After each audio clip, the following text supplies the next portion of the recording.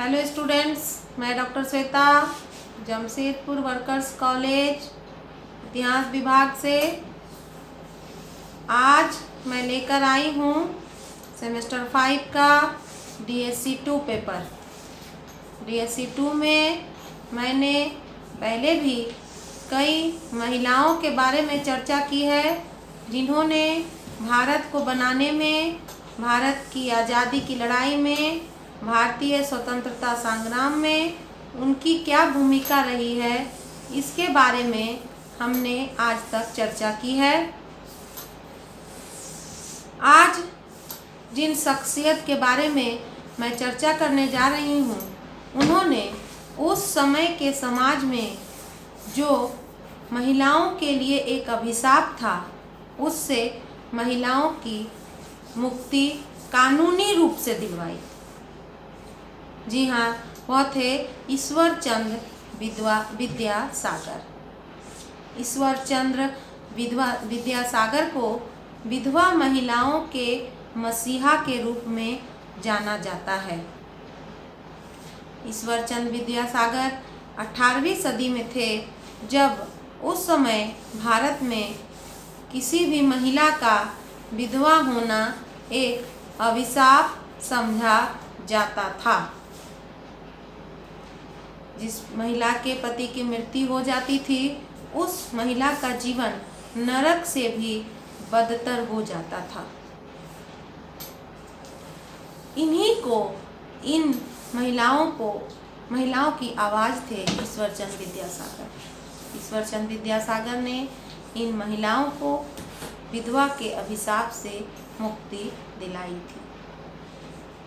तो आइए अब हम चर्चा करते हैं ईश्वर चंद्र विद्यासागर के बारे में और विडो रीमैरेज एक्ट यानी विधवा पुनर्विवाह अधिनियम के बारे में हम चर्चा करेंगे। ईश्वर चंद्र विद्यासागर का जन्म 27 सितंबर 1820 ईस्वी में पश्चिमी मेदिनीपुर यानी कि पश्चिम बंगाल में हुआ था। उनके पिता एक अत्यंत ही गरीब परिवार से थे। इनका शुरुआती जीवन गरीबी में बीता। जब यह 6 वर्ष के थे, तब इनके पिता इन्हें लेकर कलकत्ता आ गए। कलकत्ता आने के बाद चूँकि शुरू से ही ईश्वर चंद्र विद्यासागर काफ़ी कुशाग्र बुद्धि और मेधावी छात्र थे, इसीलिए विभिन्न संस्थाओं ने इनकी प्रतिभा को देखते हुए इन्हें कई तरह की छात्रवृत्तियां प्रदान की।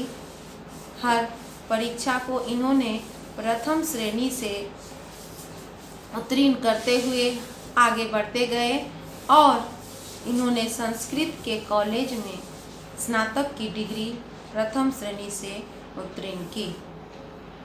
वह अब सभी विषयों में इतने अधिक प्रकांड विद्वान हो चुके थे कि इनके नाम के आगे जो इनका नाम था, जो इनके पिता ने इन्हें नाम दिया था ईश्वर चंद्र बंदोपाध्याय, उस बंदोपाध्याय को हटाकर इन्हें विद्यासागर की उपाधि दी गई। यानी विद्या का जो सागर है वह थे ईश्वर चंद्र विद्यासागर।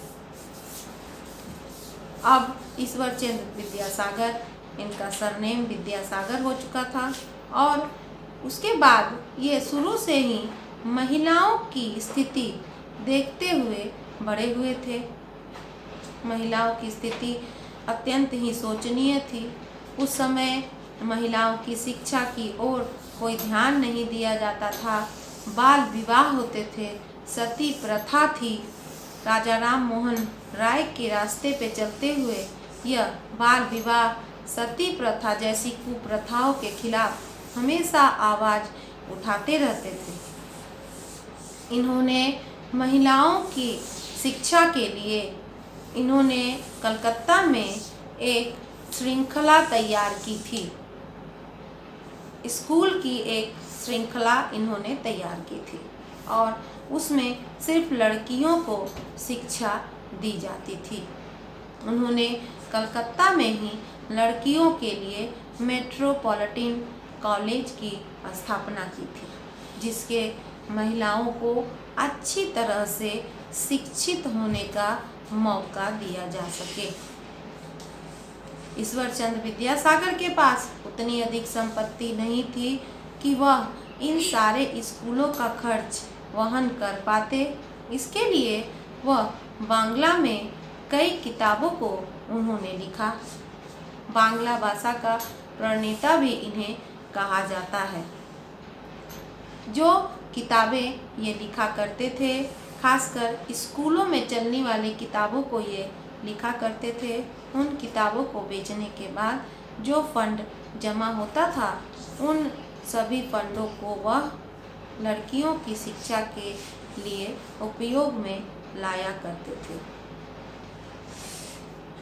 उस समय भारत में विधवा का विवाह होना एक नामुमकिन सा लगता था। विधवाओं को जिनके पति की मृत्यु हो जाती थी, उनके लिए तो लगता था कि यह जीवन नरक के समान ही हो गया है। धार्मिक गुरु भी धर्म से जोड़कर उन्हें दूसरे विवाह की अनुमति नहीं देते थे। ईश्वरचंद विद्यासागर ने महिलाओं के हक के लिए आवाज़ उठानी शुरू की। वह जल्द से जल्द इन महिलाओं को इस विधवा होने के एक अभिशाप से मुक्ति दिलाना चाहते थे। उस समय के समाज में जब कोई महिला विधवा हो जाती थी, यानी कि उसके पति की मृत्यु हो जाती थी, तो उसे सफ़ेद साड़ी पहना दिया जाता था, उसके बालों को मुंड दिया जाता था, एक टाइम का भोजन दिया जाता था, उन पर बहुत सारे अत्याचार किए गए जाते थे, उनका शोषण किया जाता था। ईश्वरचंद विद्यासागर ने इसके खिलाफ आवाज़ उठाई और इनसे उन्हें मुक्ति दिलाने की कोशिश शुरू की। समाज सुधार में अपने योगदान के लिए उन्होंने यह पहला काम किया कि वह इनके लिए, महिलाओं के लिए उन्होंने आवाज़ उठानी शुरू की। यह राह लेकिन इतनी आसान नहीं थी।